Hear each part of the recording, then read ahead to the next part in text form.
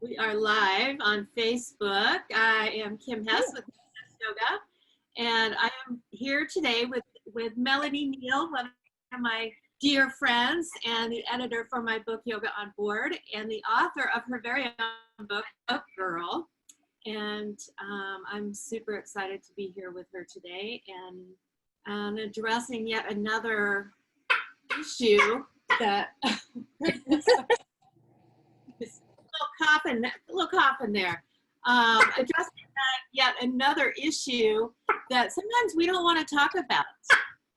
What's the matter, Pumpkin? Sorry about that interruption, y'all. I think the bird actually has codependence issues. He is extremely spoiled and extremely a mama's boy for sure.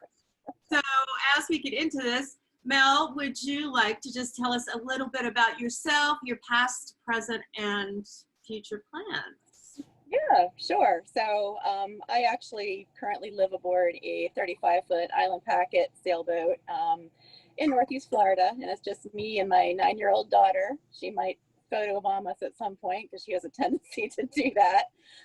So it's two of us on a 35-foot boat. I grew up living aboard and cruising, and have spent about 2/3 of my life on boats. But I also, after a long stint in the corporate world, got laid off and became a yacht broker. So I actually just started my own yacht brokerage this year, back in February. It's Sunshine Cruising Yachts. So we're growing fast. We're selling a lot of boats. We've got a lot of great boats listed. So shoot, we just opened up a new office in St. Augustine, and so it's going great. It's going really well. So my plans are to, keep going with that, grow my child up until she's independent, and then take off, whether it's on this boat or another one to go sailing. So I sort of have a 10-year plan with the business, and we all know how plans are. We'll see what happens. But yeah, it's so I'm juggling a lot of things, as we all are. Most definitely, most definitely. The reason I asked you to come on to the She Stands podcast today is to talk about your life and living with bipolar. Can you tell us a little bit about that? And when did you first realize that you were experiencing these behaviors? So it would have been really nice if I realized it earlier. It's really something that's been going on. Started when I was in my early teens. But like a lot of people, that's when it starts. I mean, it's very as much as we don't know about it, there's a lot of things that we do, and some of it is just absolutely textbook. Started in my teens. Has gotten better, gotten worse, but it was not officially diagnosed until I guess 4 years ago. So it was a relief getting that diagnosis. I was seeing a counselor and talking to her about stuff, and she's like, okay, you need to actually go see a doctor, and I think this is what's going on. But so getting that, so I've been living with it my whole life, but only consciously the past 4 years. And it really was a relief. It wasn't like, oh my God, there's something wrong with me. It was like, here's an explanation for these patterns and decisions that I've made in my life, and now that I'm aware of it, I can live with it and work within it. So it's been really interesting, because it's all happened right around the same time that I got divorced, lost my job, and then that diagnosis came shortly afterwards. So I think we go through these things to, well, obviously we go through things for a reason, but I'm kind of grateful for that chaos, because that's why I'm at where I am. Yeah. Exactly. So I do have another question, a follow-up question than that. But what I'm hearing you say is that you said a couple of times that it was a relief when you found out. Mm-hmm. What that tells me is it's so important for us to really bring these patterns and behaviors to the forefront, to the surface, and really do that shadow work and do that exploration, do that inner work. It's like, why is this happening? What is going on? So to light, so we can acknowledge it, and it's at that point where that relief happens.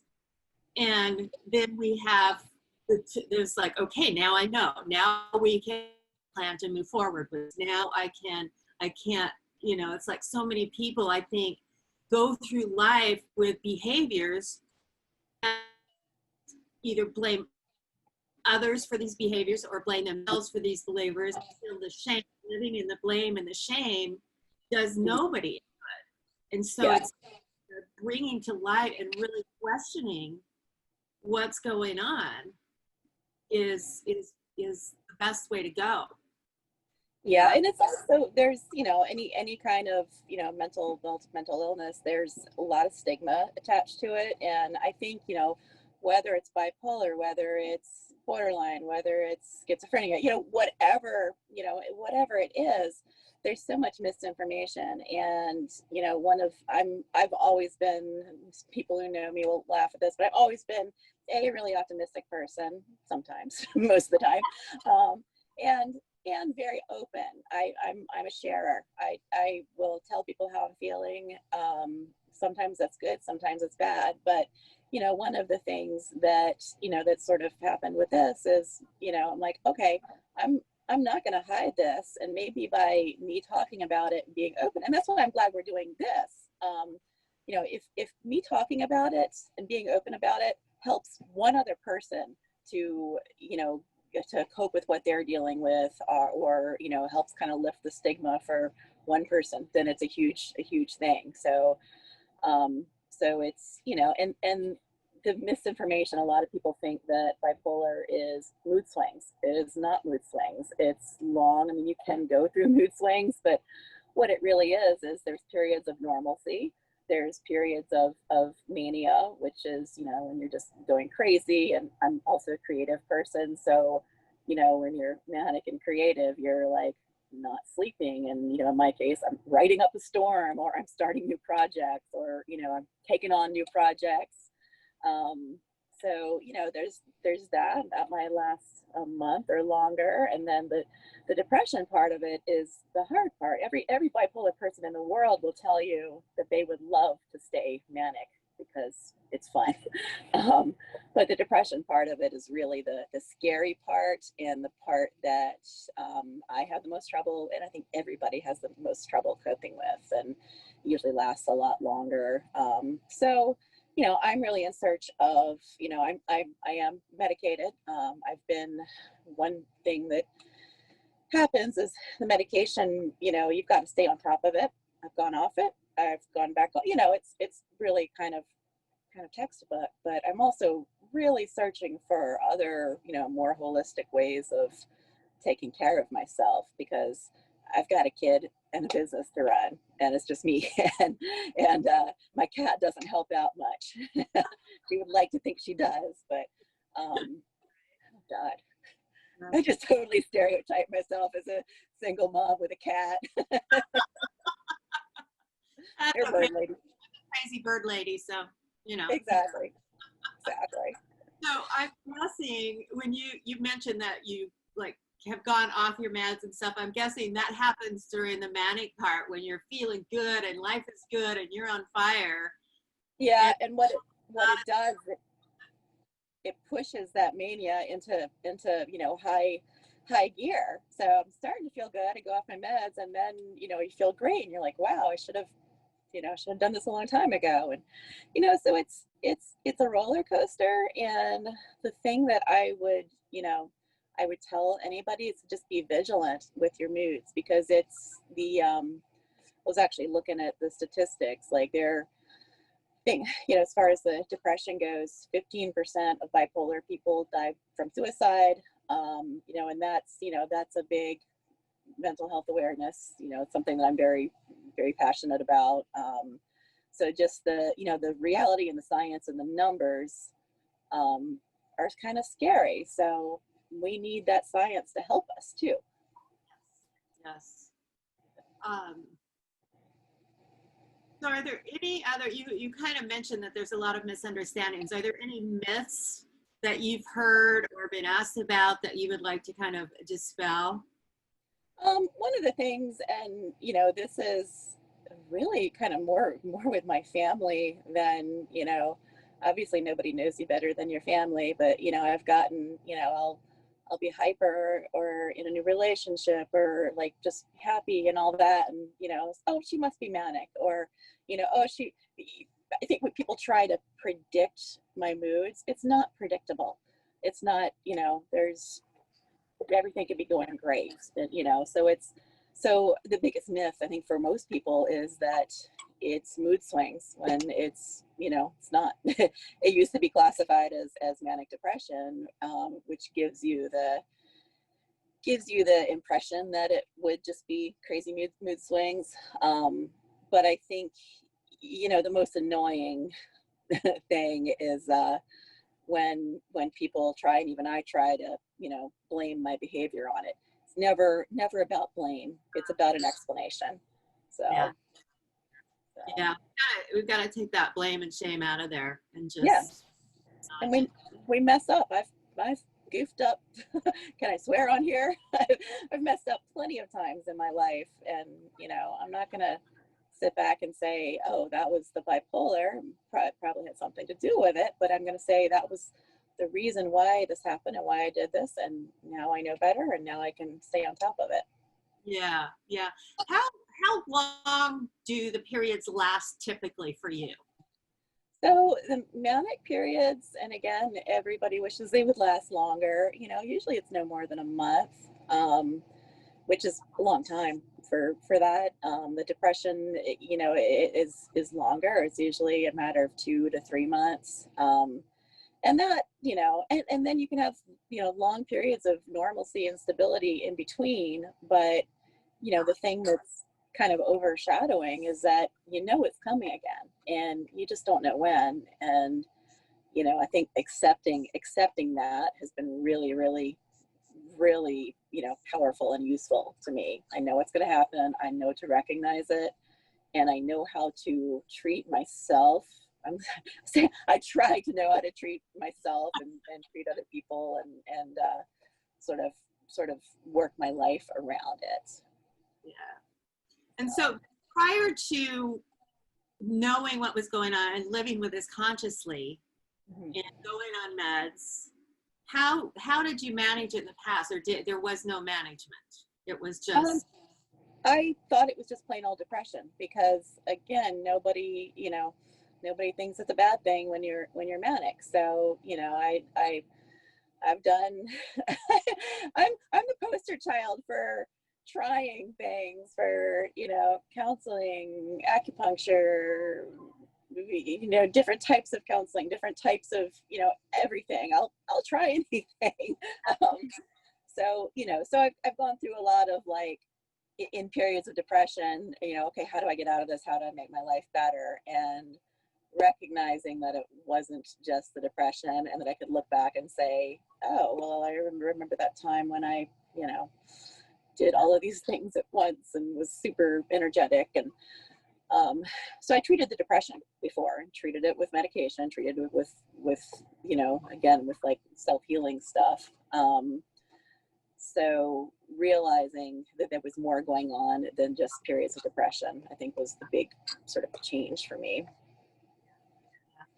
And you are now going into a new phase where you're going to look at essential oils to help stabilize, mm-hmm. right? Yeah. How do you? Like I said, I'll try anything, and I've always appreciated essential oils. I've always, just dabbled like most people do. I used a diffuser and stuff like that. So no, I'm pretty excited, because I would love to get to a point where I can manage everything naturally. And this is probably a terrible idea, but you talk about long-term goals.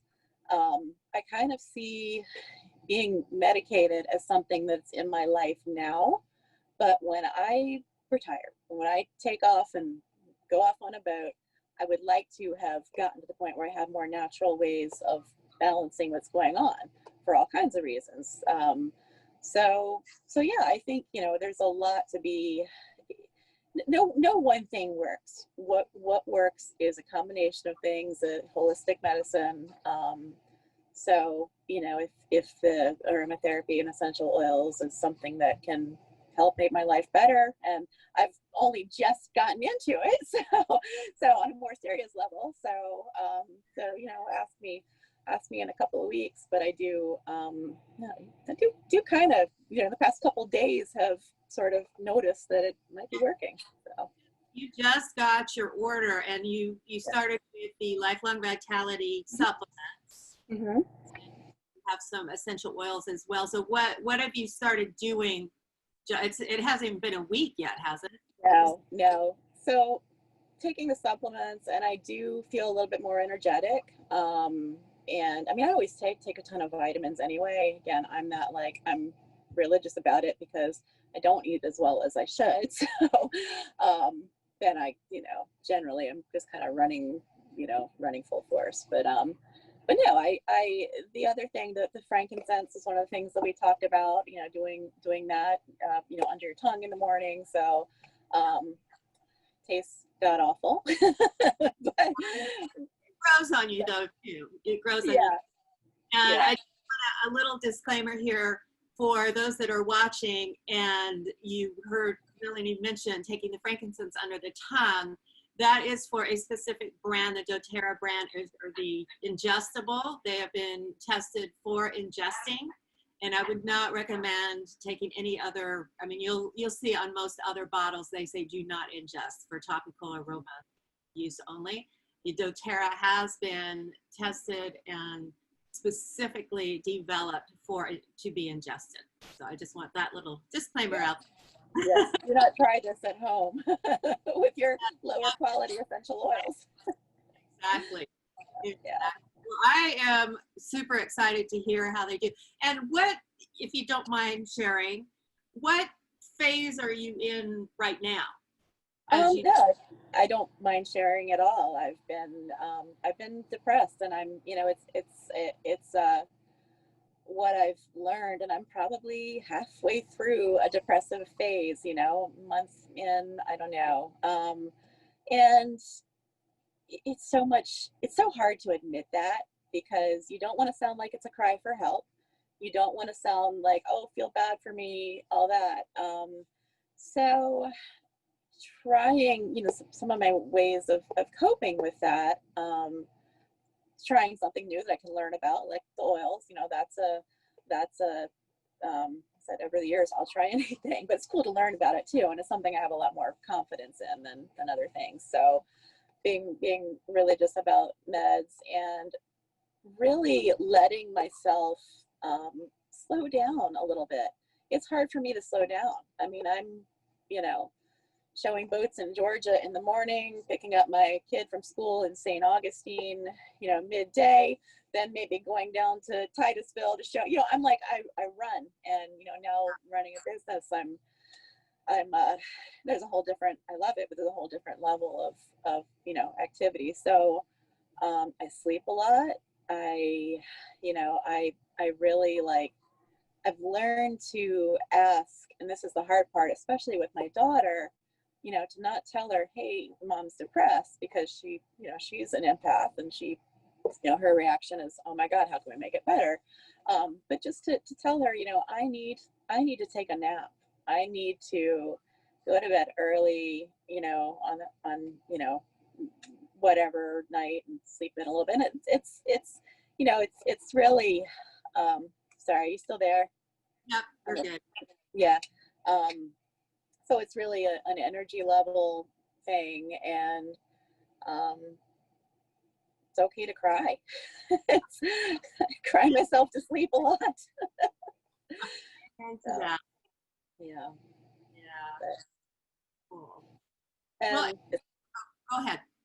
and have friends. It's great to I have, like happens to everybody. So I turned 41 this year, and you know, I think one of the things that happens as we get older is we find that we have fewer friends, but the friends that we have, I've lost a lot of friends, and it's hard, but I'm okay with it. But the friends we have understand what's going on with us, so I'm able to say, you know, to, one of my single mom friends, hey, Brittany, can you watch my daughter this afternoon? I'm having a really bad day, and they get it. And I do the same for them. And so having developed a circle of friends who understand is huge. And I was just writing about this afternoon before we got on, being able to step into that space of vulnerability, which takes courage, as Brene Brown says. You can't have one without the other, but step into that space and reach out and ask for support. And that's where, again, with a lot of our mental health issues, we're too afraid to admit because of the shame. And that's part of the reason why I'm doing this whole broadcast, is because I want to take that stigma away so people will reach out. Will share. I'm trying to gracefully plug my phone in here. Sorry. All right. Oh. All right. Sorry. Yeah. Boat issues. I have horrible internet at my marina, and anyway, there we go. So and the other part too of not wanting to share it is also, from the biggest thing for me is, I don't want to put people out. I don't want to put my problems on them. I don't want to make them feel responsible. I've gone through things with people that were extremely borderline and, threatening suicide every day. And, I've gone through that with other people. So I know what it feels like to the person on the other end. So I don't want to put anybody out with my problems. So I really kind of burden myself with them. So yeah. Well, congratulations on having that courage and vulnerability to reach out. Thank you. Allow people to understand and to know. And the only way that we're all going to understand and know is to share what's going on with each of us. That's it. Right. We can make all kinds of assumptions and judgments, and that's old school, and it's out the door as far as I'm concerned. We need to voice what's going on, be honest, be truthful, and that's the only way other people are going to understand and give them that opportunity to be compassionate. Yeah, and that's like I said, if me being open about it can help one other person be comfortable with themselves, then that's a win. Yep. Actually, my last interview with Laura Scriba we said that exact same thing. She did have someone reach out to her, and we were so excited. We were talking this morning, and she said, "That's all I want. If I could just support one person, I have changed the world." And that's exactly how. And that's what happened. She did have somebody reach out to her, and that's that's what I think is so cool about what you're doing right now too, is you sort of have a foot in the sailing community, a foot in the health community, and doing more holistic and life coaching and all that. So you're bringing us together, and that's great. Yeah, I just a little bit on that. And this story. It's like after I had to sell my boat, I had convinced myself that I know I miss it every day. The other day we had a huge windstorm, and I kept waiting for my home to start rocking. Yeah. Yep. Why isn't my home rocking? But exactly. After I sold my boat, I had convinced myself that I had to walk away from the sailing community, that strong community of women that sail. And it wasn't until this spring, when I was doing a lot of Facebook Lives and stuff, and started seeing the names on there, and they're all women who sail. And that sailing community, and that's when I started reaching out again. That's when I started the She Sails Facebook group for women sailors, to have these vulnerable and personal conversations within that. Yeah. Just a little plug on the She stands for Shine, Heal, and Evolve. And this is a year-long program I'm working on putting together, but I want us all to be able to shine and heal and evolve, because that's why we're here. is Well, we all have something to heal from. We all have our, we all have, you know, something that makes us shine, and evolving is the only way to heal and to move forward. So it's, yeah, I think it's very needed in the sailing community, because it is a very and yeah, you were saying, you know, you started reaching out to kind of get back into it. You were never gone. You were never very far away. You were in our hearts. But my own little world, dealing with my own stuff, and exactly. not very far away, but it has been such a joy. I'm so excited to be connecting like this again with all my old peeps, all my old girls. Well, Worldwide. you make fast friends, and friends that stay with you, you know, in this community. And that's, I've lucky in that I've been in it my whole life. But yeah, I love it. And, you know, it's doing this stuff gives you a chance to connect with people all over the world. And, you know, you don't, so that's a cool thing about it. Yeah, thank God for technology, right? When it works. It works. Yeah. So we should be wrapping up now. I want to thank you so much, so much. And is there anything else that is popping into your mind that you'd like to share about this issue, this very important issue, or any plugs you want to make about your new business or whatever you want to plug away? Yeah, well, if you're in or anywhere Northeast Florida and need to sell a boat, reach out to me.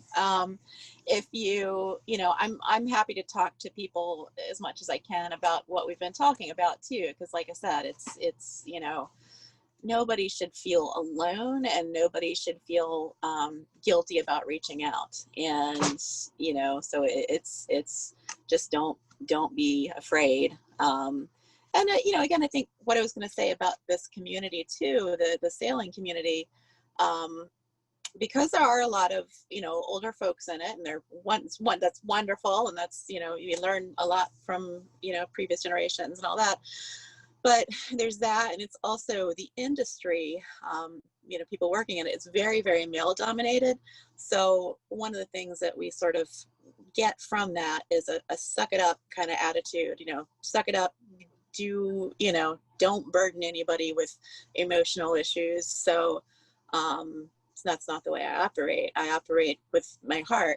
And so I think that, you know, if there's any women out there that are sort of dealing with that, or afraid to talk about their emotional and personal issues, because of being in, you know, a world where I think the stigma is a little bit stronger, don't be afraid to. Yeah, yeah. And if you feel like wearing a dress on a boat, wear a dress on a boat, by God. Absolutely. Wear heels on your boat. But don't wear tights on a boat. There's a new the Dixie Show, or the Chicks now, their new album. Oh my God, I love it. But they've got a song called Tights on My Boat, where the guy's girlfriend left a pair of tights on Natalie Maine's boat. And I was like, how cool is that she's the boat owner? And so yeah, no tights. That's all. Done.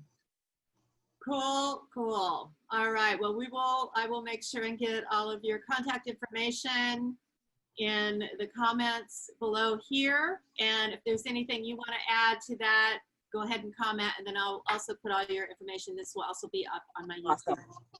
Awesome. Well, thank you. You go cuddle with that bird. Today, I like it when he sits down in my lap out of sight, but today, codependent bird. yes. Codependent cockatoo. Photo bomber before we sign off. Is she still right beside you? She's running around. Hey, Marianne. Yeah, it's only a 35-foot boat, but she's. Oh, okay. Come here. Come say hi. Yeah, come say hi. So there's Marianne. So, all right. What's that? I asked Marianne how she's doing. How are you? Good. I'm good. Love you, Mama.